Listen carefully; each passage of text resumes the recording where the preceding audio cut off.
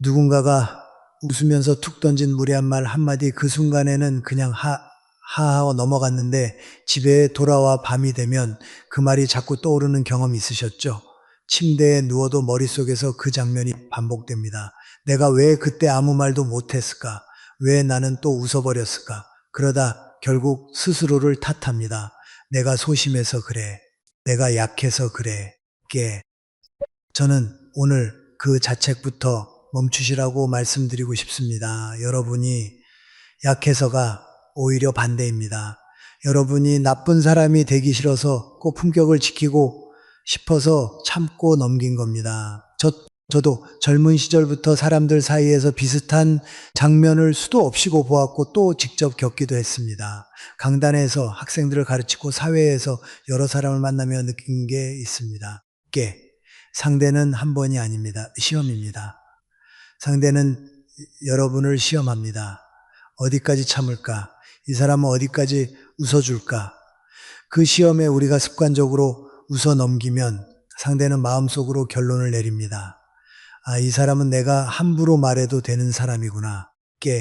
여러분이 아무리 성실하고 아무리 착하고 아무리 인품이 좋아도 그 순간의 반응 하나로 관계의 힘의 중심이 기울어집니다. 그리고 그 기울어진 중심은 시간이 지날수록 더 크게 벌어집니다. 여러분, 인간관계에서 가장 억울한 순간이 뭔지 아십니까?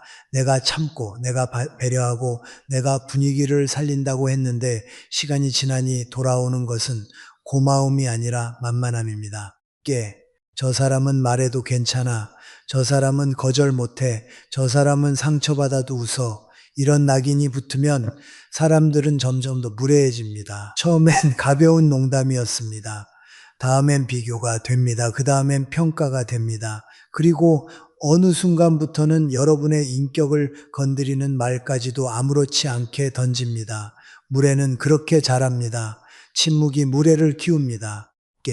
그렇다고 해서 소리치고 싸우라는 말이 아닙니다.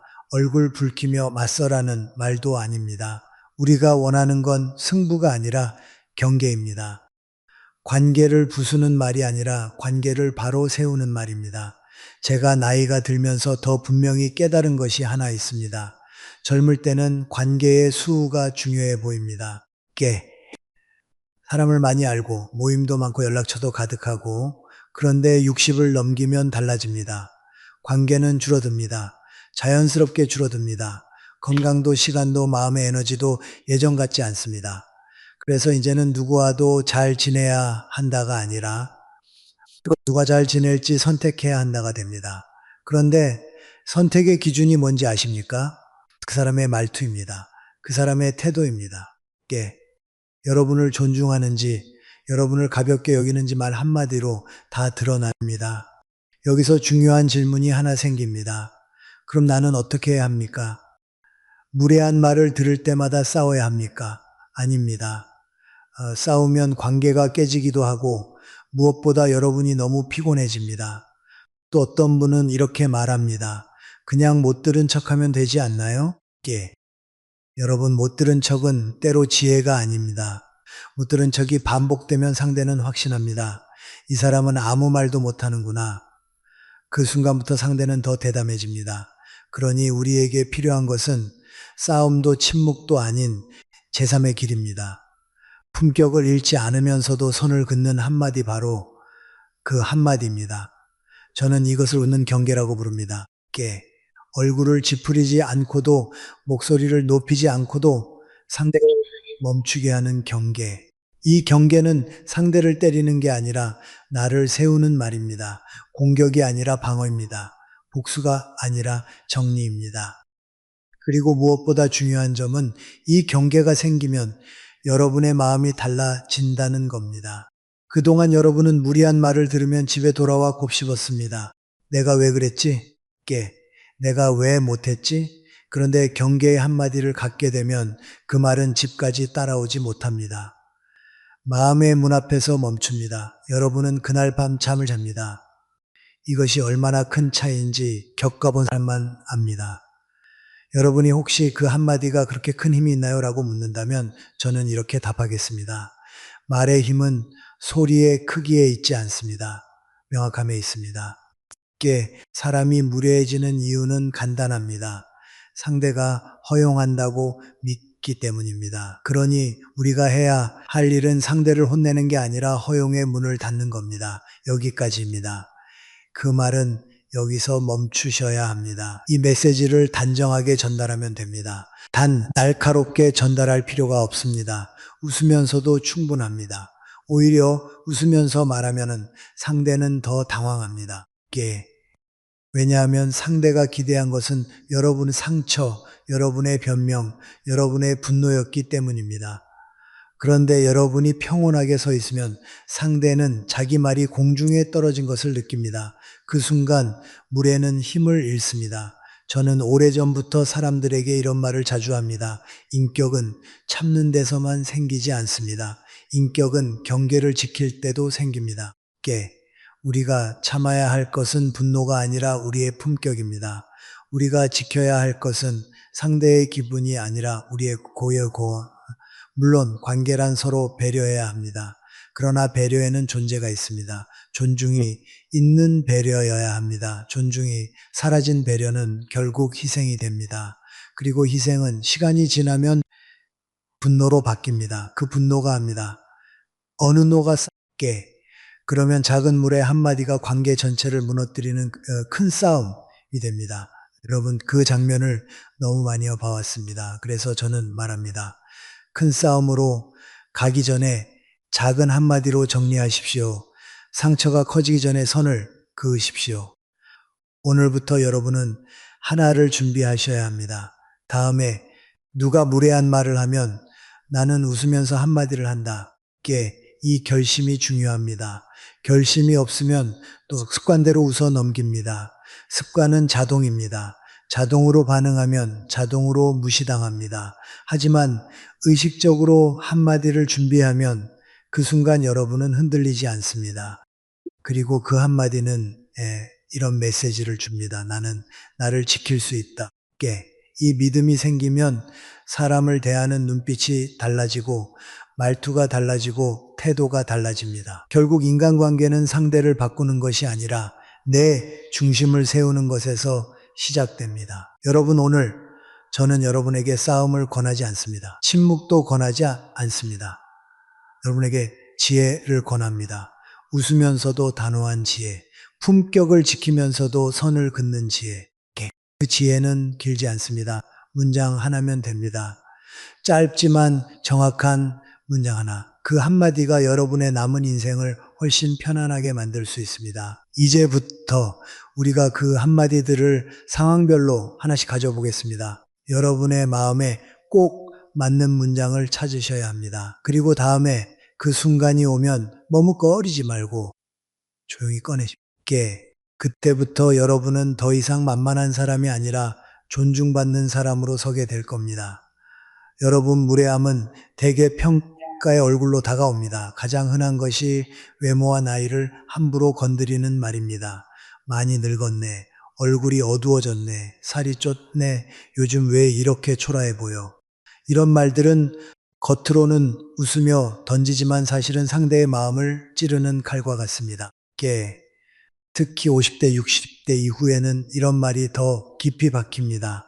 젊을 때는 하루 지나면 잊을 수도 있지만 나이가 들면 자기 안에 쌓인 시간과 자존심이 있기 때문에 상처의 무게가 달라집니다. 그리고 무엇보다 억울한 건 그 말을 들은 뒤 우리가 스스로 거울 앞에서 무너진다는 점입니다. 남이 던진 한마디가 내 마음의 주인이 되어버리는 순간 그때부터 우리는 지는 겁니다. 저도 비슷한 장면을 여러 번 겪었습니다. 강연을 마치고 내려오는데 어떤 분이 악의 없이 선생님 예전보다 얼굴이 많이 수척해지셨네요 라고 말한 적이 있습니다. 그 말이 틀린 말은 아닐 수도 있지요. 하지만 문제는 사실이 아니라 방식입니다. 상대는 내 얼굴을 하나의 대상처럼 놓고 평가합니다. 그 순간 나는 사람이 아니라 평가받는 물건이 됩니다. 사람은 물건이 아닙니다. 그래서 나이가 든 얼굴은 살아온 시간이고 주름은 견딘 날들의 기록입니다. 그런데 누군가가 그 기록을 가벼운 말로 훑어버리면 우리는 마음속에서 내가 초라해졌나라는 질문을 붙잡게 됩니다. 그 질문이 가장 위험합니다. 여러분, 저는 이런 말을 자주 합니다. 남의 입은 내 마음의 주인이 될 수 없다. 그런데 왜 우리는 남의 말에 이렇게 흔들릴까요? 이유는 하나입니다. 그 말이 사실이라서가 아닙니다. 말이 내 안의 두려움을 건드렸기 때문입니다. 나이듦, 쇠함, 초라해짐, 버려짐에 대한 두려움. 그 두려움이 있는 사람에게 외모 평가 한마디는 화살처럼 꽂힙니다. 그래서 우리는 그날 밤 잠을 설칩니다. 다시 그 장면을 재생하고 내 표정과 내 대답을 되돌리고 결국 나를 탓합니다. 하지만 여러분, 오늘은 방향을 바꿔야 합니다. 그 말이 내 문제인지 그 사람의 문제인지 구분해야 합니다. 외모를 쉽게 평가하는 사람들의 마음을 저는 오랫동안 관찰해 왔습니다. 대개 그들은 관심이라고 말합니다. 걱정돼서 그래. 친해서 하는 말이야. 그러나 친함은 무례의 면허가 아닙니다. 오히려 친할수록 더 조심해야 합니다. 그런데 왜 그들은 조심하지 않을까요? 저는 그 이유를 아주 간단하게 말하고 싶습니다. 그 사람은 나를 보는 게 아니라 자기 불안을 풀고 있는 겁니다. 자기 안에 있는 불안을 남의 얼굴에 투사하는 것이죠. 자기 자신도 늙어가고 있고, 자기 자신도 변해가고 있고, 자기 자신도 언젠가 초라해질까봐 두려운 겁니다. 그 두려움을 제대로 다루지 못하니 남을 평가하며 나는 아직 괜찮다는 확인을 하고 싶은 겁니다. 남의 주름을 지적하면서 자기 마음을 진정시키는 것이지요. 결국 그 말은 당신에 대한 평가가 아니라 그 사람의 흔들림입니다. 그렇다면 우리는 어떻게 해야 할까요? 보통 두 가지를 합니다. 첫째, 부정합니다. 아니에요. 저 안 늙었어요. 아니에요. 괜찮아요. 이 부정은 오히려 상대에게 내 말이 먹구나라는 확신을 줍니다. 둘째, 맞받아칩니다. 너도 많이 늙었는데 너나 신경 써. 그러면 그 자리의 공기는 싸움으로 바뀝니다. 결국 우리는 집에 돌아가 더 피곤해집니다. 관계는 상하고 마음은 더 어지럽습니다. 여러분, 저는 여기서 삶의 길이를 권합니다. 동의하지도 부정하지도 않는 말, 상대의 말에 에너지를 공급하지 않는 말, 그 말은 짧습니다. 그렇게 생각하실 수도 있겠네요. 여러분, 이 문장은 놀라운 힘이 있습니다. 왜냐하면 이 말은 상대의 평가를 상대의 생각으로 되돌려 보내기 때문입니다. 그건 사실이다도 아니고 그건 거짓이다도 아닙니다. 그냥 당신은 그렇게 생각할 수 있다입니다. 즉, 그 말을 내 몸에 붙이지 않습니다. 상대의 입에서 나온 말을 다시 상대의 손에 쥐어주는 겁니다. 그러면 무슨 일이 생기느냐? 상대가 당황합니다. 왜냐하면 상대는 여러분이 흔들리기를 기대했기 때문입니다. 변명하거나 상처받거나 웃어넘기거나 혹은 화내기를 기대했는데 아무 일도 일어나지 않습니다. 그때 상대는 갑자기 자기 말의 모양을 보게 됩니다. 내가 지금 무슨 말을 한 거지 하고요. 물에는 상대의 감정 반응을 먹고 삽니다. 반응이 끊기면 물에는 힘을 잃습니다. 저는 이런 장면을 실제로 여러 번 보았습니다. 어떤 모임에서 한 분이 다른 분에게 요즘 얼굴빛이 왜 그렇게 안 좋아? 라고 말했을 때 그분이 조용히 웃으며 그렇게 생각하실 수도 있겠네요 라고 답했습니다. 순간 분위기가 멈췄습니다. 모두가 다음 말을 기다렸지요. 그런데 그 다음이 없었습니다. 공격도 없고 변명도 없었습니다. 바로 그 없음이 상대를 멈추게 했습니다. 사람은 자기가 던진 말이 상대에게 상처를 내야 재미를 느끼는 경우가 있습니다. 하지만 상처가 나지 않으면 재미가 사라집니다. 그러면 그 사람은 다음부터 함부로 던지지 못합니다. 이것이 경계입니다. 여러분, 이 말을 할 때 중요한 것은 톤입니다. 차갑게 말하면 상대는 도발로 받아들일 수 있습니다. 너무 무겁게 말하면 왜 예민해? 라는 말이 돌아올 수 있습니다. 그러니 저는 늘 강조합니다. 가볍게 담담하게 웃으면서 웃는다고 해서 굴복이 아닙니다. 웃음은 여러분의 여유입니다. 나는 흔들리지 않는다는 선언입니다. 그리고 그 선언이 상대에게는 가장 큰 벽이 됩니다. 또 하나, 여러분이 반드시 기억해야 할 것이 있습니다. 외모나 나이를 평가하는 말은 여러분의 가치와 무관합니다.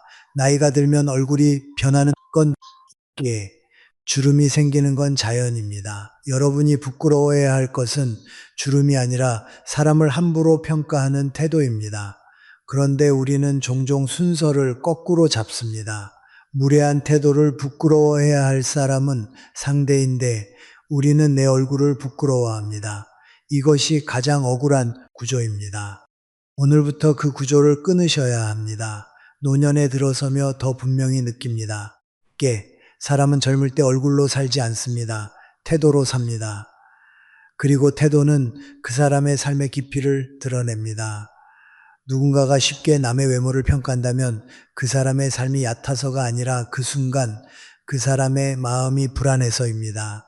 불안한 마음은 남을 평가하며 자신을 세웁니다. 그러나 깊은 마음은 남을 존중하며 지치면 여러분이 선택해야 할 태도는 후자입니다.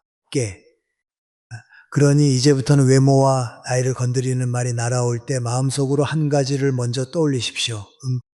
이 말은 내 문제가 아니다. 저 사람의 불안이다. 그리고 그 다음에 입으로 아주 짧게 말하십시오. 그렇게 생각하실 수도 있겠네요. 이 한마디면 됩니다. 그 한마디가 여러분의 밤을 지켜줍니다. 그 한마디가 여러분의 자존심을 지켜줄게. 그 한마디가 앞으로의 관계를 다르게 만듭니다. 나이가 들수록 우리는 더 이상 모든 사람의 인정받을 필요가 없습니다. 대신 내가 나를 인정해야 합니다.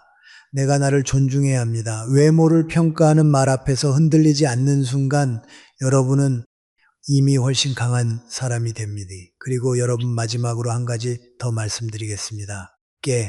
우리가 품격을 지킨다는 것은 상대를 무너뜨리는 것이 아닙니다. 나를 세우는 것입니다. 오늘 여러분이 배운 한마디는 상대에게 상처를 주려는 말이 아닙니다. 상처를 막는 말입니다. 여러분의 마음을 보호하는 말입니다. 그 경계가 세워지면 그 다음부터는 삶이 조금 더 편안해집니다. 사람의 말이 내 안까지 들어오지 못합니다. 여기서 멈춥니다. 그 멈춤 바로 여러분의 자유입니다. 여러분 깊게 상처내는 말은 욕설이 아닙니다. 소리 지르는 말도 아닙니다.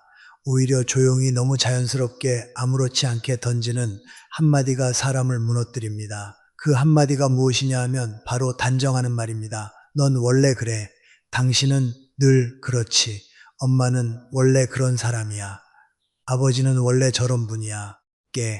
이 말은 듣는 사람의 마음을 단번에 작게 만듭니다. 왜냐하면 이 말은 내 행동 하나를 지적하는 게 아니라 내 존재 전체를 규정해버리기 때문입니다. 나는 한 번 실수한 게 아니라 원래 그런 사람이 됩니다. 나는 오늘 조금 예민했던 게 아니라 늘 예민한 사람이 됩니다.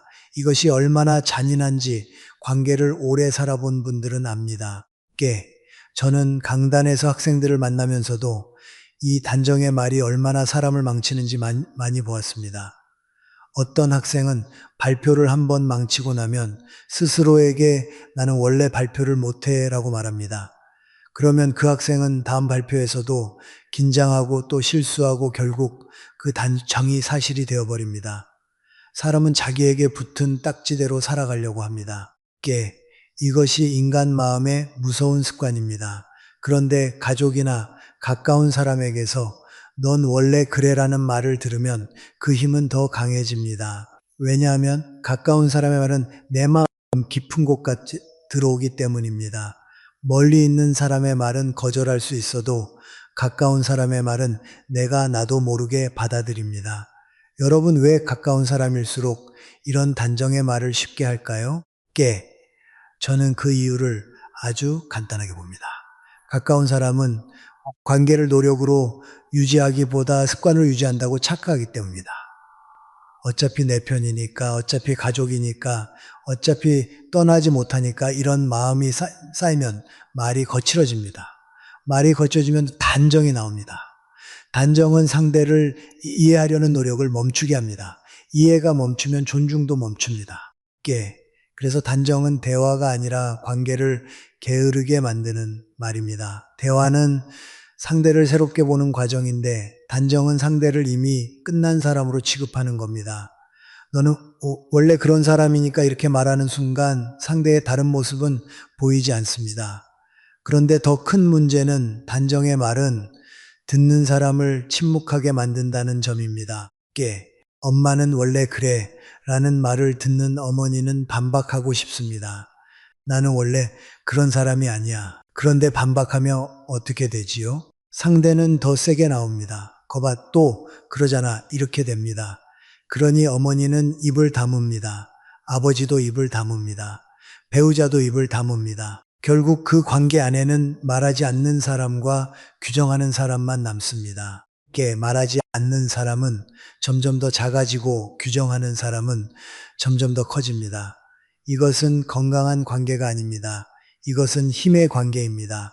여러분, 저는 나이가 들수록 더 분명히 느낍니다. 사람은 누구나 한 가지 모습만 가진 존재가 아닙니다. 우리는 어떤 날은 부드럽고 어떤 날은 예민하고 어떤 날은 피곤합니다. 어떤 날은 관대하고 어떤 날은 꽉 막혀 보이기도 합니다. 그 모든 것이 한 사람입니다. 그런데 원래 그래라는 말은 이 복잡함을 지워버립니다. 인간을 단순화합니다. 인간을 단순화하면 편합니다. 말하는 사람은 편합니다. 하지만 듣는 사람은 존재가 지워집니다. 존재가 지워집니다. 아주 조용한 폭력입니다. 그렇다면 우리는 이 단정을 어떻게 다뤄야 할까요? 저는 여기서 두고 싸움을 권하지 않습니다. 너나 잘해하고 맞받아치면 그 순간은 시원할지 몰라도 결국 관계는 더 망가집니다. 그렇다고 침묵하면 단정은 더 잘합니다. 단정은 침묵을 먹고 살기 때문입니다. 그러니 우리는 또 하나의 제3의 길을 가져야 합니다. 반박이 아니라 질문, 싸움이 아니라 깨달음, 바로 그 지혜가 있습니다. 그리고 그 지혜는 한 문장으로 가능합니다. 제가 그렇게 보였나요? 여러분, 이 문장은 아주 단순한 질문입니다. 그런데 이 질문은 굉장히 강합니다. 왜냐하면 단정의 말을 사실에서 인식으로 바꿔놓기 때문입니다. 엄마는 원래 그래는 사실처럼 말합니다. 그러나 제가 그렇게 보였나요? 는 그 말이 사실이 아니라 상대의 시선일 수 있다는 점을 드러냅니다. 상대는 갑자기 자기 말을 다시 보게 됩니다. 내가 지금 단정했나?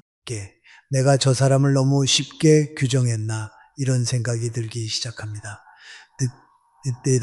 그런데도 상대를 멈추게 합니다. 이것이 질문의 힘입니다. 저도 비슷한 상황에서 질문이 관계를 살리는 것을 여러 번 봤습니다. 어떤 부부가 있었습니다. 남편이 아내에게 습관처럼 당신은 원래 그렇게 까탈스러워라고 말했습니다. 아내는 늘 쳤게. 그러다 어느 날 아내가 조용히 웃으며 이렇게 말했습니다. 제가 그렇게 보였나요? 그 순간 남편이 말문이 막혔습니다. 아내가 화를 낸 것도 아니고 울어버린 것도 아니고 싸우자고 덤빈 것도 아닙니다. 그런데 남편은 이상하게 가슴이 찔렸습니다. 왜냐하면 아내가 처음으로 자기 아내 생각을 공격이 아니라 질문으로 꺼냈기 때문입니다. 그리고 그 질문은 남편의 말버릇을 비추는 거울이 되었습니다. 남편은 그날 이후 말이 조금 달라졌습니다. 단정 대신 설명을 하려고 했습니다. 이것이 관계가 바뀌는 시작입니다. 여러분, 질문을 할 때 중요한 것은 표정과 속도입니다. 제가 그렇게 보였나요? 를 날카롭게 던지면 상대는 도전으로 받아들입니다. 당신 나 무시해. 같은 싸움의 문이 열립니다. 그러나 이 질문을 담담하게 정말 궁금하다는 듯이 부드럽게 하면 상대는 방어할 이유가 없습니다. 방어할 이유가 없으니 생각할 여지가 생깁니다. 사람은 방어할 때는 절대 반성하지 않습니다. 방어가 멈출 때 비로소 자신을 봅니다. 그러니 질문은 상대의 방어를 내려놓게 하는 기술입니다. 또 하나 기억하셔야 할 점이 있습니다. 이 질문을 했을 때 상대가 바로 사과하거나 깨닫지 않을 수도 있습니다. 어떤 사람은 아니 그냥 그렇다는 거지라고 얼버무릴 수 있습니다. 어떤 사람은 왜 이렇게 예민해? 라고 되받아칠 수도 있습니다. 그럴 때 여러분은 다시 길게 설명하려고 하지 마십시오. 질문은 한 번으로 충분합니다. 왜냐하면 그 질문은 이미 씨앗을 심었기 때문입니다. 씨앗은 바로 자라지 않습니다. 하지만 상대의 머릿속에 남습니다. 그리고 그 다음부터 그 사람이 원래 그래 라는 말을 할 때 잠깐 멈칫하게 됩니다. 그 멈칫이 첫 변화입니다. 여러분, 저는 나이가 들수록 더 단순한 결론에 도달합니다. 좋은 관계는 상대가 나를 어떻게 보느냐보다 내가 나를 어떻게 지키느냐에 달려 있습니다. 단정의 말 앞에서 내가 내 존재를 지워버리면 관계는 이미 기울었습니다. 하지만 내가 내 존재를 조용히 확인하면 관계는 다시 균형을 찾습니다. 제가 그렇게 보였나요? 는 상대에게 싸움을 거는 말이 아닙니다. 내 존재를 지우지 않겠다는 선언입니다. 그리고 선언은 길 필요가 없습니다. 짧아야 힘이 있습니다. 정약용 선생은 늘 다투지 말라고 했습니다. 저는 이렇게 이해합니다. 다투지 말되 깨우치라는 뜻입니다. 화를 내지 말되 경계를 세우라는 뜻입니다. 단정의 말 앞에서 우리가 해야 할 일은 상대를 이기는 것이 아니라 상대의 말을 멈추게 하는 것입니다. 그러기 위해 가장 품격 있는 방식이 질문입니다. 제가 그렇게 보였나요? 이 질문으로 여러분은 싸우지 않고도 중심을 세웁니다. 그리고 그 중심이 서면 관계는 이상하게도 더 부드러워집니다. 왜냐하면 상대가 여러분을 함부로 다루지 못하기 때문입니다. 여러분, 오늘부터 가까운 사람에게서 원래 그래라는 말이 나올 때 마음속으로 먼저 생각하십시오. 나는 원래 그런 사람이 아니다. 나는 다양한 사람이다. 그리고 그 다음 입으로 조용히 물으십시오. 제가 그렇게 보였나요? 그 한마디가 여러분의 삶을 다시 복잡하고 아름답게 만듭니다. 단정은 사람을 단순하게 만들지만 질문은 사람을 다시 사람답게 만듭니다. 그리고 그것이 우리가 노년의 인간관계에서 가져야 할 가장 큰 지혜입니다. 여러분, 나이가 들수록 더 자주 겪는 무례가 하나 있습니다. 겉으로는 걱정이고 말투는 조언인데 속에는 간섭이 들어있는 말입니다. 그 약 먹으면 안 되는 거예요. 그렇게 살면 큰일 나. 애들은 한 달에 한 번은 와야지. 돈은 이렇게 굴려야지. 집은 이렇게 정리해야지. 듣는 순간엔 나를 위하는 말 같아서 고개를 끄덕이게 됩니다. 하지만 집에 돌아와 생각해보면 이상합니다. 내 삶인데, 내 몸인데, 내 가정인데 왜? 그 사람의 말이 내 지배하지요? 여러분, 조언과 간섭의 차이는 아주 분명합니다. 조언은 선택권을 주고 간섭은 선택을 받습니다.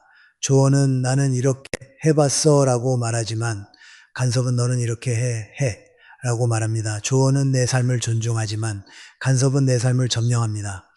저도 젊었을 때는 어른의 말이라는 이름으로 간섭을 많이 참았습니다. 그때는 사회가 더 그렇지요. 어른 말을 들어 윗사람 말이 맞아.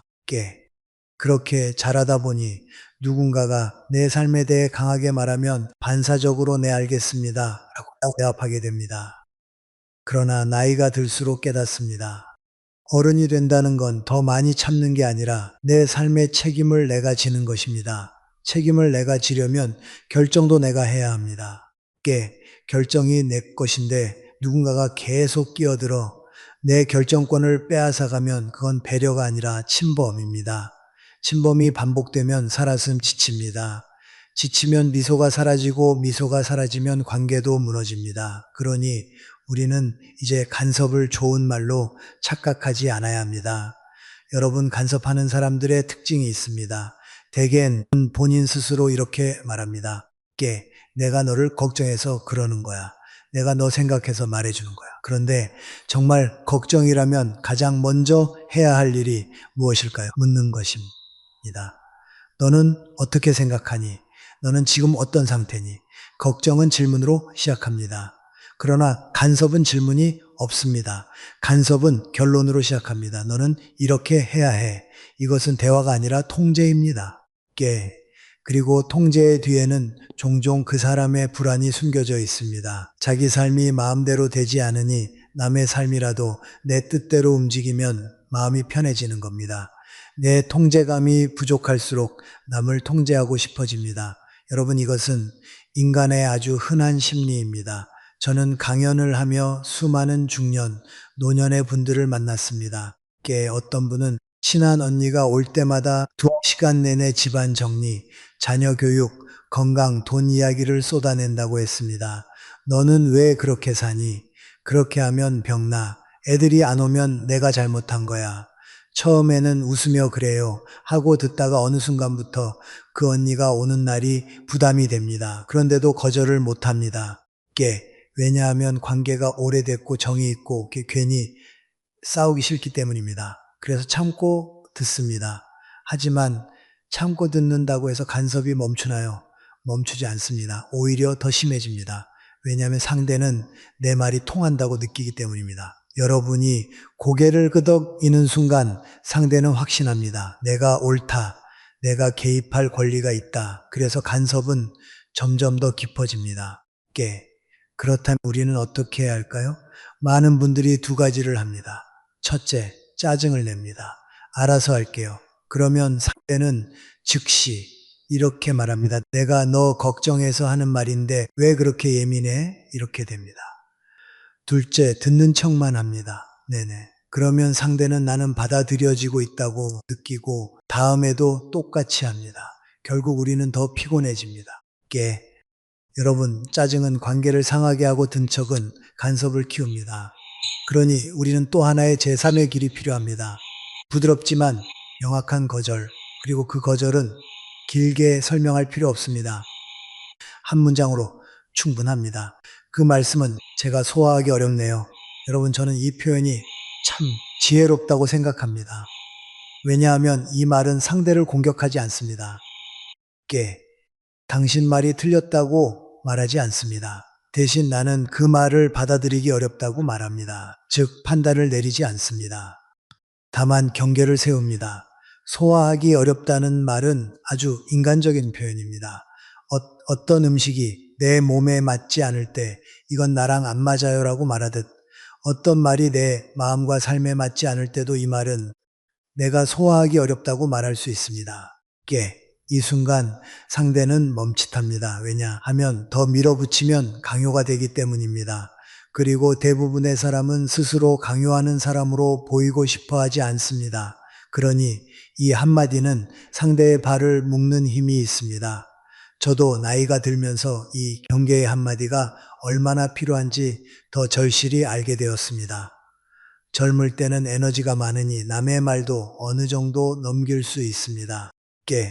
그러나 나이가 들면 마음의 체력이 줄어듭니다. 같은 말이라도 더 크게 소모됩니다. 그래서 이제는 내 마음을 보호해야 합니다. 간섭을 계속 받아들이면 내 마음을 함을 살지 못하고 남의 삶을 살게 됩니다. 남의 기준으로 병원 가고 남의 기준으로 자녀를 재고 돈을 쓰고 남의 기준으로 집을 정리합니다. 여러분, 이것이 얼마나 허무한지 아십니까? 결국 남의 말대로 살았는데 결과가 좋지 않으면 책임은 누가 집니까? 그 간섭한 사람이 책임지나요? 책임지지 않습니다. 책임은 결국 내가 지다. 그러니 결정권도 내게 있어야 합니다. 이것이 공평입니다. 길어지면 상대는 그 설명을 틈으로 삼아 다시 들어옵니다. 아니, 그래서 내가 말하잖아 이렇게 됩니다. 그러니 짧게 끊는 것이 중요합니다. 짧게 끊으면 상대는 흔들어올 틈이 없습니다. 경계는 길게 설명할수록 무너집니다. 경계는 짧을수록 단단합니다. 또 어떤 분은 이렇게 걱정합니다. 그렇게 말하면 상대가 서운해하지 않을까요? 여러분, 서운함은 상대의 감정입니다. 그리고 상대의 감정까지 다 책임지려는 순간 우리는 다시 간섭의 늪으로 들어갑니다. 물론 우리는 무례하게 말할 필요는 없습니다. 그래서 이 문장이 좋은 겁니다. 서운하게 만들지 않으면서도 내 선을 지킬 수 있습니다. 그리고 오히려 장기적으로 보면 관계는 더 건강해집니다. 왜냐하면 간섭이 줄어들면 만남이 편해지기 때문입니다. 사람은 불편한 사람을 피하게 되어 있습니다. 간섭하는 사람이 계속 간섭하면 주변이 떠나갑니다. 그런데 누군가가 처음으로 그 말씀은 제가 소화하기 어렵네요 라고 그러면 그 사람은 비로소 깨닫습니다. 내가 너무 들어왔구나. 물론 모두가 깨닫는 건 아닙니다. 어떤 사람은 계속 밀어붙일 수도 있습니다. 하지만 그때는 여러분이 더 분명하게 선택하셔야 합니다. 내 삶을 지킬 것인가? 남의 간섭을 받아들이며 편한 얼굴만 할 것인가? 여러분, 저는 늘 말합니다. 나이가 들수록 인간관계의 핵심, 정이 아니라 존중입니다. 정은 따뜻하지만 존중이 없으면 정은 쉽게 부담이 됩니다. 존중이 있을 때 정이 빛납니다. 존중이 없을 때 정은 구속이 됩니다. 간섭이란 결국 존중의 부족입니다. 상대는 내 삶을 하나의 독립된 세계로 보지 않고 자기 손이 들어갈 수 있는 영역으로 봅니다. 우리는 그 시선을 바꿔야 합니다. 그래서 경계가 필요합니다. 경계는 차가운 벽이 아닙니다. 경계는 서로를 지키는 선입니다. 선이 있어야 서로가 편합니다. 선이 없으면 서로가 상처를 냅니다. 여러분, 누군가가 걱정이라는 이름으로 내 삶에 들어오려고 할 때 오늘의 한마디를 준비하십시오. 그 말씀은 제가 소화하기 어렵네요. 이 한마디는 여러분의 삶을 되찾아 줍니다. 내 몸의 주인은 나입니다. 내 시간의 주인도 나입니다. 내 가정의 중심도 나입니다. 남이 내 삶을 대신 살 수 없습니다. 대신 살지도 않습니다. 그러니 내 삶은 내가 지켜야 합니다. 그리고 그 지킴은 거창한 싸움이 아니라 조용한 한 문장에서 시작됩니다. 품격을 잃지 않고도 선을 긋는 것, 그것이 바로 노년의 지혜입니다. 여러분, 인간관계에서 가장 피곤한 일이 무엇이냐 하면 내가 하지 않은 말을 해명하는 일입니다. 내가 분명히 그렇게 말하지 않았는데 어느 날 누군가가 와서 이렇게 묻습니다. 그 얘기 들었어요. 당신이 그렇게 말했다 면서요. 그 순간 우리는 당황합니다. 머릿속이 하얘집니다. 억울함이 올라옵니다. 그리고 동시에 두려움이 생깁니다. 이미 소문이 퍼졌구나. 여러분, 소문이라는 것은 참 이상합니다.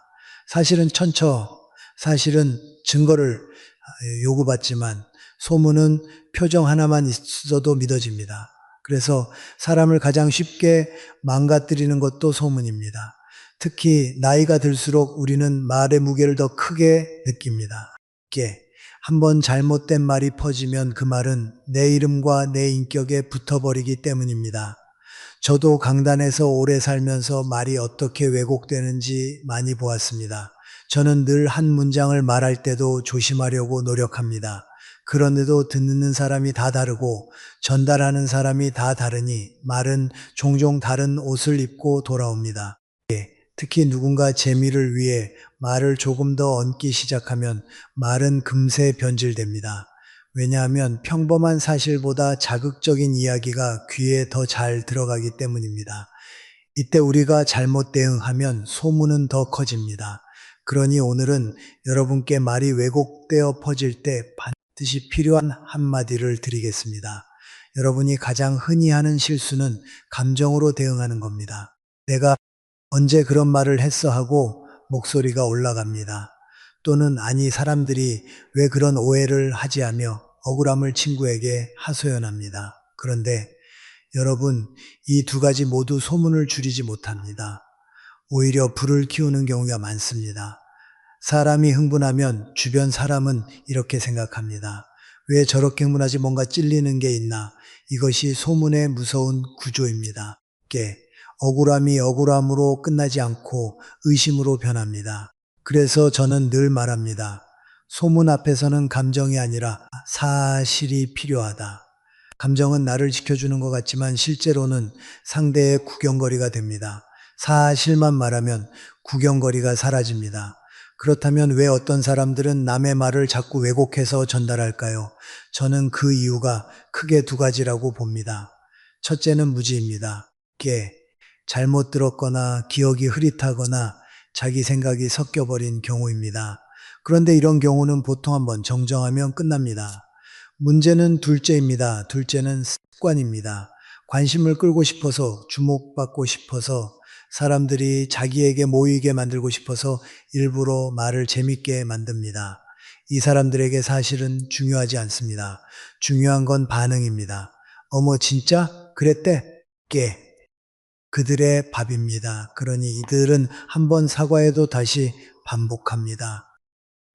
비용이 거의 없고 관심은 늘 달콤하기 때문입니다. 여러분 이런 사람을 만나면 가장 좋게 넘어가는 것입니다. 좋게 넘어가면 그 사람은 확신합니다. 저 사람은 내가 조금 과장해도 그냥 넘어가. 다음엔 더 크게 왜곡합니다. 결국 여러분이 감당해야 하는 소문이 커집니다. 여러분 여기서 중요한 원칙이 하나 있습니다. 왜곡은 즉시 정정하지 않으면 사실처럼 굳는다. 사람의 기억은 정확하지 않습니다. 오늘 들은 소문은 내일이면 원래 그런 일이 됩니다. 그래서 나중에 아니에요라고 말하면 오히려 변명처럼 들립니다. 그러니 타이밍이 매우 중요합니다. 듣는 그 자리에서 가능한 한 빨리 차분하게 정정해야 합니다.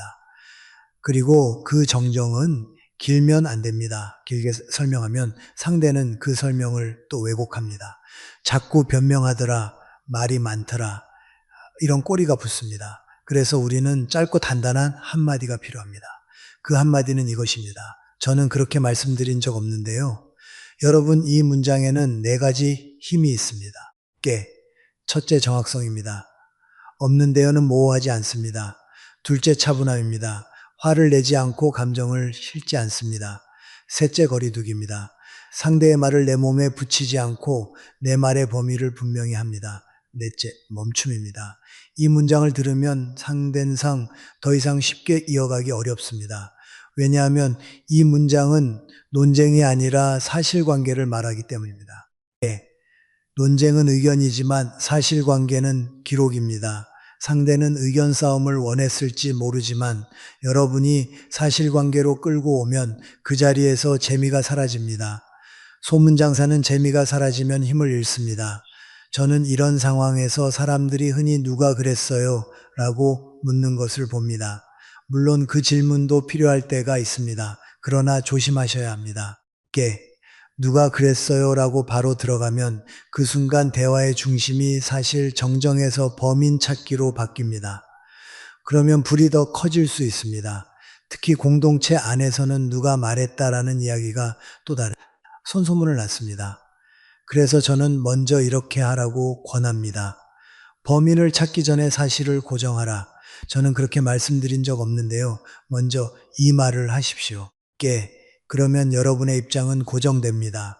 그리고 그 다음에 필요하다면 조용히 확인할 수 있습니다.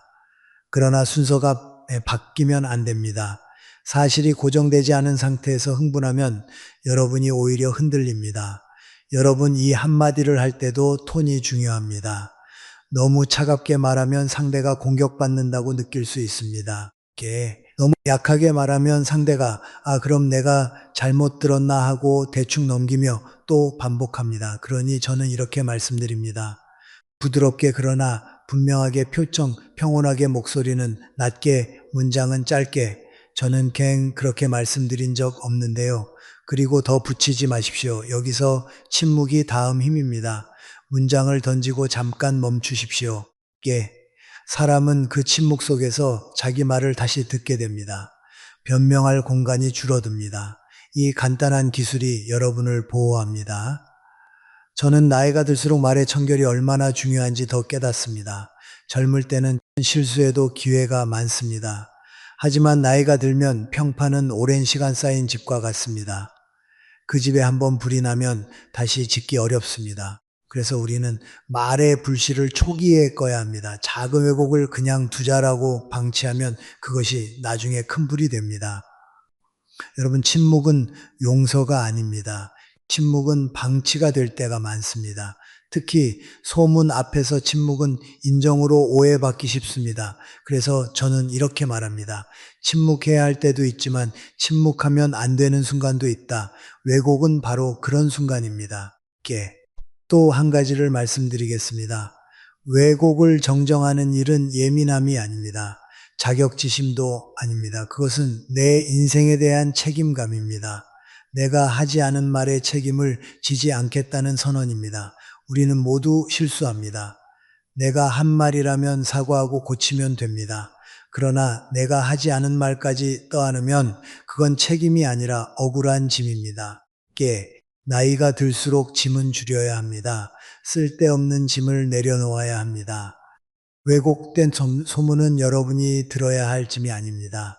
그러니 보세요. 그리고 내려놓는 방법은 싸움이 아니라 한마디입니다. 저는 그렇게 말씀드린 적 없는데요. 여러분 이 말을 할 때 마음속으로 꼭 하나를 붙이십시오. 나는 사실을 지키는 사람이다. 사실을 지키는 사람은 흔들리지 않습니다. 사실을 지키는 사람은 말이 길지 않습니다. 사실을 지키는 사람은 자기 인격을 자기 손으로 보호합니다. 그리고 그런 사람을 사람들은 함부로 대하지 못합니다. 왜냐하면 그 사람은 흐릿한 사람이 아니라 선명한 사람이기 때문입니다. 소문은 흐릿한 사람을 먹습니다. 선명한 사람 앞에서는 소문이 오래 살지 못합니다. 그러니 여러분 누군가가 왜곡된 말을 들고 와서 여러분을 흔들려고 할 때 오늘의 한마디를 꺼내십시오. 화내지 마십시오. 울지도 마십시오. 길게 설명하지 마십시오. 저는 조용히 분명하게 딱 한 문장. 저는 그렇게 말씀드린 적 없는데요. 그 한마디가 여러분의 이름을 지켜줍니다. 그 한마디가 여러분의 평판을 지켜줍니다. 그 한마디가 여러분의 남은 시간을 더 가볍게 만들어줍니다. 그리고 가벼워진 마음으로 여러분은 더 좋은 사람들과 더 편안한 관계를 만들 수 있게 될 겁니다. 여러분 사람을 지치게 만드는 것은 큰 게 아닙니다. 오히려 작은 부탁이 반복될 때 사람이 무너집니다. 잠깐만 이것 좀 해줄래? 오늘만 도와줘. 너밖에 없어. 처음에는 별일 아닌 것 같지요. 살아가는 게 서로 돕는 거니까요. 저도 그렇게 생각하며 살아왔습니다. 그런데 시간이 지나면 어떤 일이 생기느냐. 오늘만이 이번 주도가 되고 잠깐만이 매번이 됩니다. 그리고 어느 순간 그 부탁이 내 시간과 내 건강을 갉아먹고 있다는 걸 깨닫습니다. 그런데도 우리는 또 고개를 끄덕입니다. 왜냐하면 거절하면 마음이 불편하기 때문입니다. 관계가 떨어질까봐 두렵기 때문입니다. 내가 나쁜 사람이 되는 건 아닐까 들기 때문입니다. 여러분, 저는 여기서 아주 중요한 사실을 하나 말씀드리고 싶습니다. 거절을 못하는 사람은 착한 사람이 아니라 불안한 사람일 때가 많습니다. 미움받을까봐 불안하고, 관계가 깨질까봐 불안하고, 나만 빠지면 분위기가 이상해질까 불안해서 결국 내라고 있게. 저도 젊은 시절에는 그런 불안이 있었습니다. 일이 많아도 맡았습니다. 부탁이 오면 가능한 한 들어주었습니다. 사람들 사이에서 성실한라는 평판을 얻고 싶기도 했고 내가 버티면 되지 하는 생각도 있었습니다. 그런데 어느 날부터 몸이 말을 안 듣습니다. 피곤이 누적되고 집중력이 떨어지고 마음속에 이유 없는 짜증이 생깁니다. 그때 깨달았습니다. 내가 무너지는 순간 내가 돕던 사람도 결국 나를 필요로 할 수 없게 된다는 것을요. 내가 쓰러지면 아무도 대신 살아주지 않습니다. 결국 내가 나를 지켜야 합니다. 그래서 노년으로 갈수록 거절은 이기심이 아니라 생존의 기술이 됩니다. 더 정확히 말하면 품격 있는 거절은 관계를 살리는 기술입니다. 여러분 사람들은 왜 거절을 못하는 사람에게 더 많은 부탁을 할까요? 이유는 간단합니다. 사람은 본능적으로 가능한 곳을 찾습니다. 물은 낮은 곳으로 흐르듯 부탁도 거절하지 못하는 사람에게로 흐릅니다. 누군가에게 부탁했는데 한번 거절당하면 사람은 다음부터 사람에게 부탁하기가 어렵습니다. 반면 한번 들어주면 다음도 들어줄 거라 기대합니다. 그리고 기대가 반복되면 감염사는 줄어들고 당연함이 커집니다. 저 사람은 원래 도왔죠. 부탁하면 다해. 이 말이 돌기 시작하면 여러분은 어느 순간 공동체의 무한자원이 됩니다. 여러분 이건 칭찬이 아닙니다. 위험한 시입니다. 무한자원은 소중하게 다뤄지지 않습니다. 언제든 쓸 수 있으니 아무렇게나 쓰게 됩니다. 그러다 여러분이 한번 거절하면 상대는 놀랍니다. 왜 갑자기 그래? 예전엔 안 그랬잖아. 그 말 속에는 무엇이 있습니까? 내가 나를 위해 계속 열려 있어야 한다는 요구가 숨어 있습니다. 이것이 바로 관계가 어긋나는 지점입니다. 저는 어떤 분들을 만나면 이런 말을 들었습니다. 선생님, 저는 부탁을 거절하면 죄책감이 들어요. 여러분, 죄책감은 양심의 소리일 때도 있지만 때로는 훈련된 습관일 때도 있습니다. 우리는 어릴 때부터 참아라, 양보해라, 배려해라를 배웠습니다. 그 가르침은 소중합니다. 그러나 그 가르침이 왜곡되면 이렇게 됩니다. 내가 불편해도 남을 편하게 해야 한다. 내가 힘들어도 남을 도와야 한다. 여러분, 이것은 배려가 아니라 자기 파괴입니다. 그리고 자기 파괴로 만들어진 도움은 결국 진심이 아닙니다. 겉으로는 웃지만 속으로는 원망이 쌓입니다.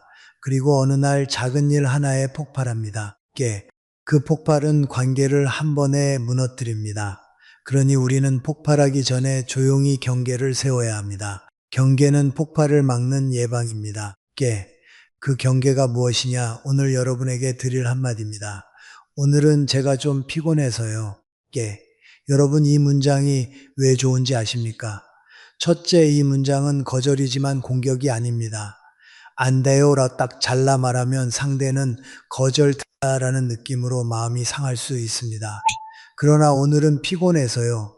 는 상대를 밀어내는 것이 아니라 내 상태를 설명하는 것입니다. 둘째, 이 문장은 관계를 끊지 않습니다. 오늘은 이라는 단어가 완충을 해줍니다. 항상 안 된다가 아니라 오늘은 어렵다입니다. 사람은 항상 이라는 말에는 반발하지만 오늘은 이라는 말 앞에서는 쉽게 밀어붙이기 어렵습니다. 셋째, 이 문장은 상대를 시험에 빠뜨립니다. 왜냐하면 여러분이 피곤하다고 말했는데도 계속 부탁한다면 그 사람은 이제 부탁이 아니라 강요를 하는 사람이 되기 때문입니다. 대부분의 사람은 스스로 강요하는 사람으로 보이고 싶지 않습니다. 그러니 멈칫합니다. 이 멈칫이 바로 여러분을 지키는 틈입니다. 여러분, 거절은 말보다 표정이 더 중요할 때가 있습니다. 미안한 표정으로 말하되 흔들리지 않는 눈빛으로 말하십시오. 오늘은 제가 좀 피곤해서요. 그리고 덧붙이지 마십시오. 사실은 원래는 이렇게 설명을 길게 하면 상대는 그 틈을 파고듭니다. 그럼 내일은 조금만 하면 되잖아. 너는 이것밖에 안 걸리잖아.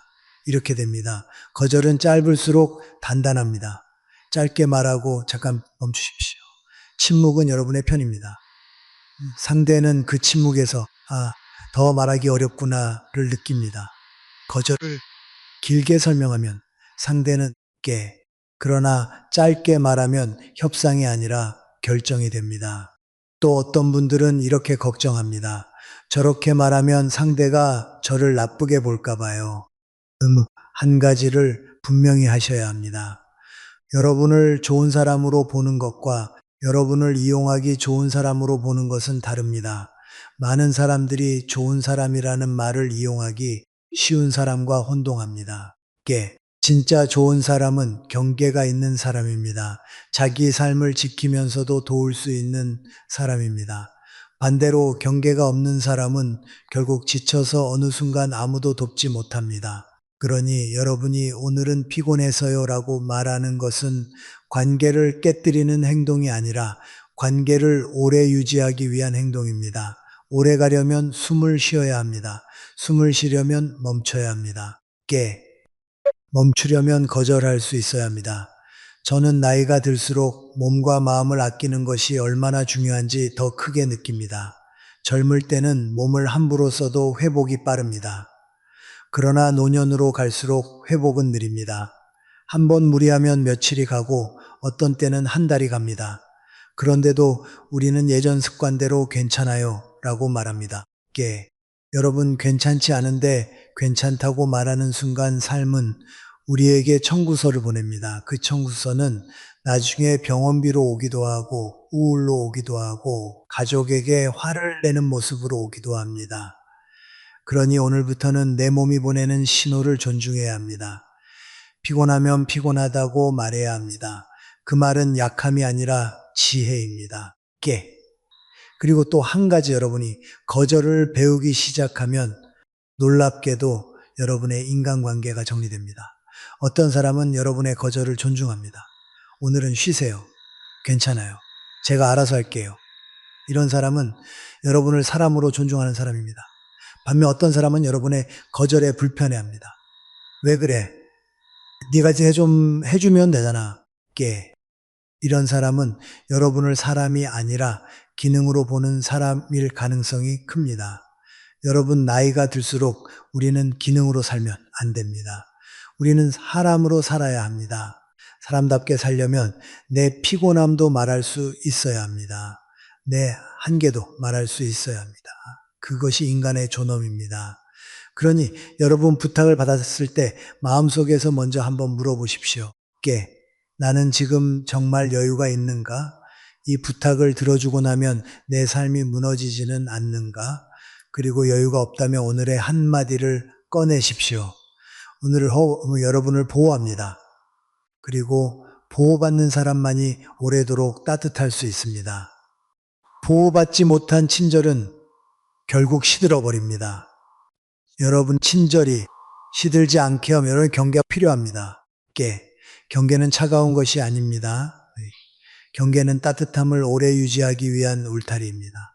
여러분 이제는 착함으로만 살지 마십시오.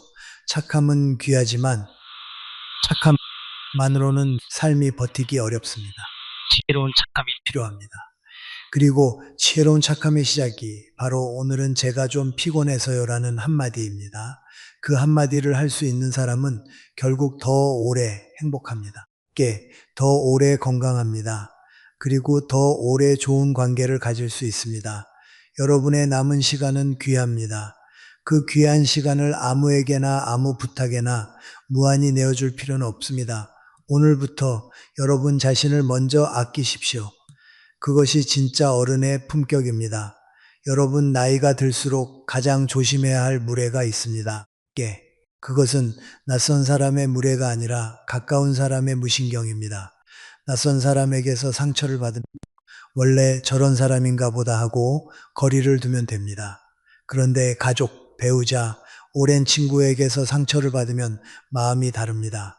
저 사람은 나를 아는 사람인데 왜 저렇게 말할까? 우리 사이에 어떻게 그런 말을 하지? 이렇게 생각하게 됩니다.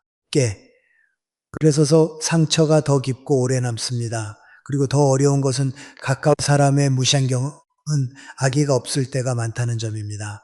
아기가 없으니 사과도 없습니다. 사과가 없으니 상처는 더 오래 남습니다. 여러분, 이것이 노년의 인간관계에서 가장 흔한 고통입니다. 저도 오랫동안 사람들을 지켜보며 깨달아 줄어듭니다. 처음 만났을 때는 한마디 한마디를 골라서 말합니다. 눈치를 봅니다. 상대의 표정을 살핍니다. 그런데 함께 산 시간이 길어지고 함께한 역사가 쌓이면 사람은 이상하게도 이 정도는 괜찮겠지라는 착각을 합니다. 우리 사이에 이 정도 말은 해도 되지. 가족인데 뭘, 친구인데 뭘. 이 말이 위험합니다. 친해서 무례해지는 순간 관계는 서서히 병이 듭니다. 병은 갑자기 오지 않습니다. 작은 무신경이 반복될 때에 옵니다. 예를 들어 이런 말입니다. 머리를 바꾸고 왔는데 왜 그렇게 잘랐어? 새 옷을 입고 나가려는데 그 나이에 뭐 그렇게 신경 써? 몸이 아프다고 했더니 그 정도 가지고 뭘 그래? 이런 말들은 말하는 사람께는 별것 아닐 수 있습니다. 그냥 한마디 한 건데 라고 말할 수 있죠. 하지만 듣는 사람에게는 그 한마디가 하루를 망치고 마음을 꺾고 자존심을 무너뜨립니다. 특히 노년에는 자존심이 단은 허영이 아닙니다. 자존심은 살아온 세월을 지탱해준 기둥입니다.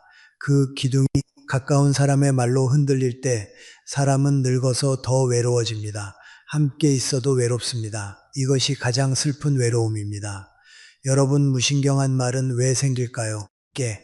저는 두 가지로 봅니다. 첫째는 습관입니다. 말하는 사람이 늘 그런 방식으로 살아왔습니다. 칭찬보다 다정한 말보다 비꼬는 말이 익숙합니다. 둘째는 둔감입니다. 오래 함께하다 보니 상대의 감정이 보이지 않습니다. 이 사람은 원래 강하니, 이 사람은 늘 참고 괜찮지 이렇게 생각합니다. 그런데 그 괜찮기가 상처는 쌓이면 결국 마음의 거리를 만듭니다. 마음의 거리가 생기면 대화가 줄어듭니다. 대화가 줄어들면 오해가 커집니다. 이렇게 관계는 서서히 무너집니다. 그럼 우리는 어떻게 해야 할까요? 많은 분들이 두 가지 극단으로 갑니다. 하나는 그냥 참고 삽니다. 말해봐야 싸움 안 나. 이 나이에 뭘 베꾸겠어. 이렇게 포기합니다. 또 하나는 폭발합니다. 깨. 참고 참다가 어느 날 한 번에 터집니다. 당신은 늘 그래. 당신 말이 사람을 죽여. 이렇게 됩니다. 그런데 폭발은 관계를 살리지 못합니다. 폭발은 이해가 아니라 승부로 가기 쉽습니다. 그리고 승부가 되면 서로 상처만 남습니다. 여러분, 그래서 여기에도 제3의 길이 필요합니다. 싸우지 않되 침묵하지도 않는 길. 상대를 공격하지 않되 내 마음을 분명히 드러내는 길. 그리고 그 길은 아주 단순한 시작됩니다. 지금 제 기분이 어떨 것 같으세요? 여러분, 저는 이 질문이 참 좋은 이유 있다고 생각합니다. 이 질문, 상대를 죄인으로 만들지 않습니다. 왜 그렇게 말해라고 공격하지 않습니다. 대신 상대에게 생각을 요구합니다. 상대가 지금까지 안 하던 일을 하게 만듭니다. 내 말이 상대에게 어떤 감정을 만들었는지 그 순간 상대의 마음을 상상하게 합니다. 인간관계에서 가장 큰 문제는 의도가 아니라 영향입니다. 나는 농담했는데 상대는 상처를 받습니다. 사실을 말했는데 상대는 모욕을 느낍니다. 그러면 그 영향에 대해 말해야 합니다. 그런데 우리는 보통 영향을 말할 때 감정으로 쏟아냅니다. 나 기분 나빠. 너무 상처야. 그러면 상대는 방어합니다. 내가 뭘 잘못했어. 그 정도 가지고 왜 그래. 이렇게 됩니다. 그러나 지금 제 기분이 어떨 것 같으세요? 라고 물으면 상대는 방어보다 먼저 생각을 하게 됩니다. 방어할 문장이 아니라 질문이기 때문입니다. 저도 개인적으로 비슷한 경험을 했습니다. 어떤 자리에서 제가 진지하게 이야기했는데 가까운 사람이 가볍게 비웃는 듯한 말을 던진 적이 있습니다. 그 말이 악이었다고 생각하지는 않습니다. 하지만 그 순간 제 마음은 확 꺾였습니다. 예전에 저는 참고 넘겼을 겁니다. 그런데 어느 순간부터는 이렇게 묻기 시작했습니다. 지금 제 기분이 어떨 것 같으세요? 그때 상대가 잠깐 멈추는 걸 봤습니다. 그 사람 안에 양심이 아직 살아있다는 뜻입니다. 사람 양심이 있을 때 멈춥니다. 멈춤은 변화의 시작입니다. 여러분, 이 질문은 단순하지만은 뒤에 메시지가 들어 있습니다. 나는 상처를 느끼는 사람이다. 나는 감정이 있는 사람이다. 함부로 다루어지지 않을 사람이다. 우리는 나이가 들수록 감정을 숨기는 법께 울어도 혼자 울고 서운해도 웃으며 넘기고 아파도 괜찮다고 말합니다. 그것이 어른스러움이라고 배웠습니다. 그러나 저는 이렇게 말하고 싶습니다. 감정을 숨기는 것이 어른스러움이 아니라 감정을 품격 있게 표현하는 것이 어른스러움입니다. 감정은 숨기면 썩습니다. 썩은 감정은 관계를 더럽힙니다. 그러니 썩기 전에 꺼내야 합니다. 다만 꺼낼 때 칼처럼 꺼내지 말고 질문처럼 꺼낸 겁니다. 그리고 여러분 가까운 사람만큼이나 또 하나 조심해야 할 대상이 있습니다. 바로 만나고 나면 기운이 빠지는 사람입니다. 어떤 친구를 만나고 오면 몸이 힘든 게 아닙니다. 마음이 무겁습니다. 왜 그럴까요? 그 사람은 늘 부정적인 이야기, 남의 흉 세상 탓만 늘어놓기 때문입니다. 누가 망했대, 누가 이혼했대, 요즘 세상은 끝이야. 이런 말을 1시간, 2시간 듣고 있으면 여러분의 마음은 마치 먼지 쌓인 방처럼 답답해집니다. 그런데도 우리는 참고 앉아 있습니다. 친구니까, 오래됐으니 괜히 분위기 깨기 싫으니까. 여러분, 이것도 무신경의 다른 얼굴입니다. 상대가 내 마음을 무겁게 만드는 걸 알면서도 계속 떠들고 있다면 그건 친밀함이 아니라 방치입니다. 그리고 내가 내 마음을 방치하는 것도 문제입니다. 이럴 때 필요한 한마디가 있습니다. 그 이야기는 여기까지만 할까요? 여러분, 이 문장은 상대를 비난하지 않습니다. 너는 왜 맨날 그런 얘기만 해라고 몰아붙이지 않습니다. 대신 대화의 방향을 바꾸자는 제안입니다. 그러나 그 제안은 아주 분명합니다. 이제는 그만. 여기서 중요한 건 여기까지만이라는 표현입니다. 완전히 끊는 게 아니라 충분하다는 뜻입니다. 이 말은 대화를 막는 게 아니라 대화를 건강하게 만드는 겁니다. 건강도 관리해야 합니다. 노년의 건강은 혈압만이 아닙니다. 마음의 혈압도 있습니다. 부정적인 말은 마음의 혈압을 올립니다. 그래서 경계가 필요합니다. 이 말을 할 때도 중요한 것은 담담함입니다. 깨. 너무 심각하게 말하면 상대가 내가 너한테 피해줬어 라고 방어할 수 있습니다. 그러니 가볍게 웃으며 차를 한 모금 마시고 자연스럽게 말하십시오. 그 이야기는 여기까지만 할까요? 우리 다른 얘기해요. 여기까지 말하면 대부분은 흐름이 바뀝니다. 만약 상대가 계속 끌고 가려고 하면 여러분은 한 번 더 같은 문장을 반복하면 됩니다. 경계는 설명이 아니라 반복해서 단단해집니다. 한 번 말하고 흔들리면 경계는 무너집니다. 두 번 말하면 경계는 자리 잡습니다. 여러분 어떤 분들은 이런 걱정을 합니다. 친구가 삐치지 않을까요? 물론 삐칠 수도 있습니다. 여러분 생각해 보십시오. 여러분이 계속 들어주기만 해서 유지되는 관계라면 그 관계는 이미 건강하지 않습니다. 친구란 서로의 마음을 가볍게 해주는 존재여야 합니다. 만나고 나면 오히려 짐이 더 늘어난다면 그건 우정이 아니라 습관입니다. 습관은 끊을 수 있어야 합니다. 노년의 삶은 습관을 정리하는 삶입니다. 사람도 말도 감정도 정리해야 합니다. 그 정리를 못하면 삶이 무거워집니다. 여러분 저는 나이가 들수록 인간관계의 기준이 하나로 모아진다고 생각합니다. 존중입니다. 가까운 사람일수록 존중이 더 필요합니다. 오래된 친구일수록 존중이 더 필요합니다. 존중은 거창한 행동이 아닙니다. 말 한마디에서 시작합니다. 내 말이 상대방 어떤 흔적을 남기는지 생각하는 것, 그것이 존중입니다. 그런데 상대가 그 존중을 잃었을 때 우리는 조용히 깨워야 합니다. 공격으로 깨우면 싸움이 됩니다. 침묵으로 넘기면 더 무뎌집니다. 그래서 질문으로 깨우는 겁니다. 지금 제 구분이 어떨 것 같으세요? 그리고 필요할 때는 대화의 방향을 바꾸는 겁니다. 그 이야기는 여기까지만 할까요?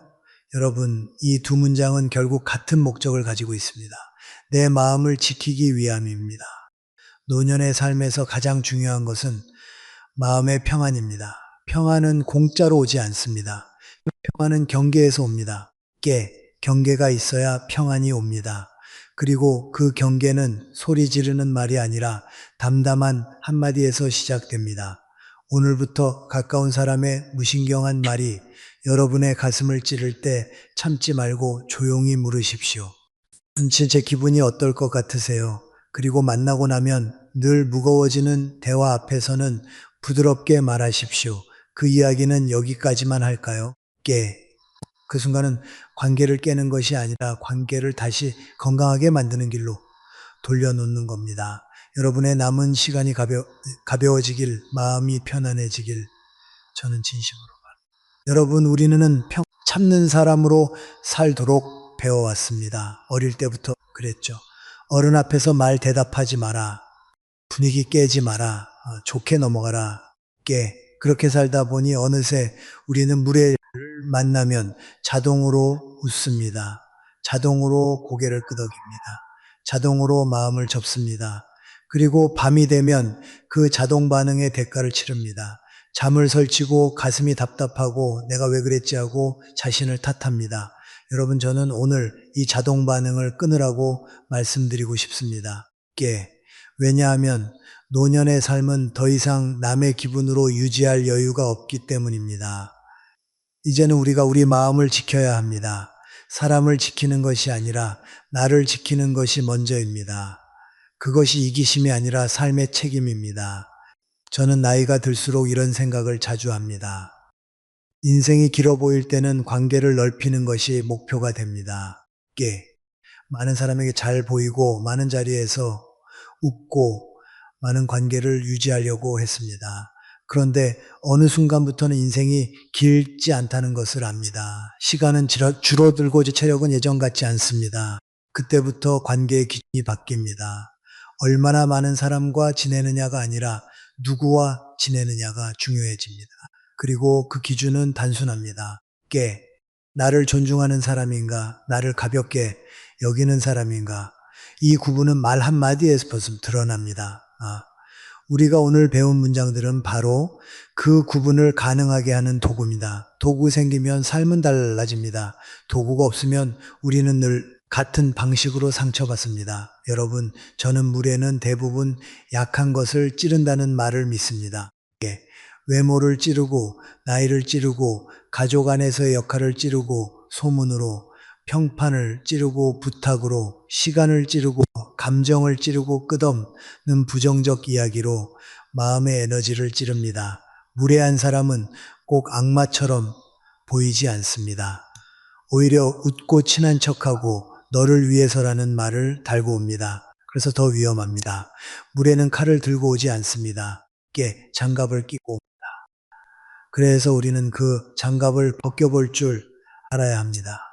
그리고 그 필요한 게 한마디입니다. 그럼 한마디는 작아 보이지만 그 한마디가 관계의 무게중심입니다. 저는 이것을 경계의 문장이라고 부릅니다. 경계의 문장은 상대를 무너뜨리기 위한 것이 아닙니다. 내가 무너지지 않기 위한 것입니다. 그리고 이 경계는 소리 지르는 것으로 만들어지지 않습니다. 오히려 담담함으로 만들어집니다. 상대의 말에 마음을 통째로 내어주지 않는 태도입니다. 그 말은 내 말이지 내 인생의 진실이 아니다. 이렇게 마음속에서 정리하는 겁니다. 그러면 입에서 나오는 말도 달라집니다. 우리는 입에서 나오는 말도 달라집니다. 감정이 폭발하면 관계는 상합니다. 그러나 감정을 억누르고만 있으면 결국 내 안이 상합니다. 그래서 필요한 게 품격 있는 표현입니다. 품격은 침묵이 아니라 선명함입니다. 누군가가 외모와 나이를 함부로 평가할 때 여러분은 이렇게 말할 수 있습니다. 그렇게 생각하실 수도 있겠네요. 동의도 아니고 부정도 아닙니다. 다만 그 평가를 상대에게 돌려주는 말입니다. 그 순간 여러분은 평가의 대상이 아니라 삶의 주인이 됩니다. 제가 그렇게 보였나요? 이 질문은 싸움이 아니라 깨우침입니다. 단정의 칼끝을 둥글게 만드는 질문입니다. 단정은 사람을 지우지만 질문은 사람을 다시 보이게 합니다. 누군가가 걱정이라는 이름으로 내 삶에 들어와 통제하려 할 때 여러분은 이렇게 말할 수 있습니다. 그 말씀은 제가 소화하기 어렵네요. 이 말은 상대를 유혹하지 않습니다. 그렇다고 내 삶을 내어주지도 않습니다. 여기까지라는 선이 생깁니다. 누군가가 내 말을 왜곡해 퍼뜨렸을 때 여러분은 이렇게 말할 수 있습니다. 저는 그렇게 말씀드린 적 없는데요. 분노가 아니라 사실로 긴 설명이 아니라 짧은 정정으로 이 한마디는 소문의 불씨를 초기에 끄는 물입니다. 그리고 여러분이 거절을 못해 지쳐갈 때 여러분은 이렇게 말할 수 있습니다. 오늘은 제가 좀 피곤해서요. 여러분한테 하면 부끄러운 것이 아닙니다. 존중받아야 할 신호입니다. 이 한마디는 여러분의 시간과 체력을 지키는 울타리입니다. 가까운 사람의 무신경한 말이 가슴을 찌를 때 여러분은 이렇게 물을 수 있습니다. 지금 제 기분이 어떨 것 같으세요? 상대를 공격하지 않고 감정을 알리는 질문입니다. 사람은 대개 자기 말의 결과를 생각하지 않습니다. 이 질문이 그 생각을 하게 합니다. 그리고 부정적인 이야기로 내 마음의 기울 빼앗는 대화 앞에서는 이렇게 말할 수 있습니다. 그 이야기는 여기까지만 할까요? 대화를 끊는 것이 아니라 대화를 건강하게 돌리는 말입니다. 나의 마음을 지키는 선택입니다. 여러분, 이 문장들이 왜 중요하냐 하면 이것들이 결국 한 가지를 가르치기 때문입니다. 나는 존중받을 사람이다. 이 믿음이 없으면 우리는 어떤 문장도 못합니다. 입에서는 말이 나오지 않고 마음속에서는 내가 참아야 남습니다. 그러니 먼저 마음부터 바꿔야 합니다. 이제 참는 걸로 인생을 증명하지 않겠다. 나는 이제 웃음으로 무례를 허락하지 않겠다. 이 결심이 있어야 문장이 힘을 가집니다. 저는 노년의 삶을 이렇게 정의하고 싶습니다. 노년은 포기의 시간이 아니라 정의의 시간입니다. 물건도 정리하고 습관도 정리하고 관계도 정리합니다. 정리하지 않은 삶이 무거워집니다. 특히 관계는 정리되지 않으면 마음을 계속 갉아먹습니다. 젊을 때는 마음이 갉아먹혀도 회복이 빠릅니다. 깨. 그러나 나이가 들면 회복이 느립니다. 그러니 이제는 마음새 손실을 줄여야 합니다. 그 손실을 줄이는 가장 현실적인 방법이 무엇이냐? 좋은 사람만 만나라는 추상적인 말이 아닙니다. 물의 앞에서 선을 긋는 구체적인 한마디입니다. 여러분 한마디를 하는 순간 상대가 바로 바뀌는 경우도 있습니다. 아, 내가 말이 지나쳤구나 하면서 사과하는 사람이 있습니다. 그런 사람은 관계를 더 깊게 알 수 있습니다. 반대로 어떤 사람은 불편해합니다. 왜 그렇게 예민해? 뭘 그런 걸 가지고 그래? 이렇게 말할 수도 있습니다. 그때 여러분은 흔들리지 마십시오. 그 반응이 바로 상대의 수준입니다. 여러분이 틀린 것이 아닙니다. 오히려 여러분이 지금까지 너무 오래 참아왔다는 증거입니다. 경계를 세우는 순간 관계는 흔들립니다. 흔들린다는 것은 그 관계가 그동안 여러분의 참음 위에 서 있었다는 뜻입니다. 그 관계가 무너지면 어떡하냐고요. 여러분 세월이 지나면 결국 남는 관계는 딱 두 종류입니다. 존중 위에 서는 관계와 이용 위에 서는 관계. 이용 위에 서는 관계는 경계가 생기면 흔들립니다. 존중 위에 서는 관계는 경계가 더 단단해집니다. 그러니 여러분 오늘부터는 이렇게 해보십시오. 다음에 무례한 말을 들을 때 즉시 완벽하게 대응하려 하지 마십시오. 처음에는 어렵습니다. 혀가 굳습니다. 가슴이 떨립니다. 그럼에도 한마디를 연습해야 합니다. 저는 여러분께 아주 현실적인 연습을 권합니다. 집에서 거울을 보면서 혹은 혼자 있을 때 오늘 문장 중 하나를 소리내어 말해 보십시오. 그렇게 생각하실 수도 있겠네요. 제가 그렇게 보였나요? 그 말씀은 제가 소화하기 어렵네요. 저는 그렇게 말씀드린 적 없는데요. 오늘은 제가 좀 피곤해서요. 지금 제 기분이 어떨까 같으세요? 그 이야기는 여기까지만 할까요? 말은 입에서 자주 나와야 몸에 붙습니다. 몸에 붙어야 실제 상황에서 나옵니다. 우리 마음은 위기 때 새로운 것이 아니라 익숙한 것을 꺼냅니다. 그러니 익숙하게 만들어야 합니다. 여러분, 저는 끝으로 한 가지를 꼭 말씀드리고 싶습니다. 여러분이 경계를 세운다는 것은 차가워졌다는 뜻이 아닙니다. 오히려 여러분이 자기 자신을 사랑하기 시작했다는 뜻입니다. 자신을 사랑하는 사람만이 진짜로 남도 사랑할 수 있습니다. 자신을 소모하면서 남을 위하는 것은 사랑이 아니라 소진입니다. 소진은 결국 원망을 낳습니다. 원망이 쌓이면 관계가 무너집니다. 그러니 경계는 반대가 아니라 사랑을 오래 지속시키는 방법입니다. 여러분 남은 인생은 더 단순해져야 합니다. 덜 상처받고 덜 휘둘리고 덜 억울해야 합니다. 그러려면 우리가 배운 한마디를 반드시 가져야 합니다. 무례한 사람에게 내 마음의 방을 내어주지 마십시오. 그 방은 소중합니다. 그 방은 여러분이 쉬어야 할 자리입니다. 이제는 그 자리를 지키십시오. 웃으면서도 단호하게 조용히 그러나 분명하게 여러분의 한마디로 여러분 자신을 지키십시오. 그것이 노년의 지혜이고 그것이 여러분이 오래 살아온 시간에 대한 가장 품격 있는 보답입니다. 나는 이제 함부로 다뤄지지 않는다. 이 선언을 오늘부터 여러분의 삶에 새기시길 바랍니다.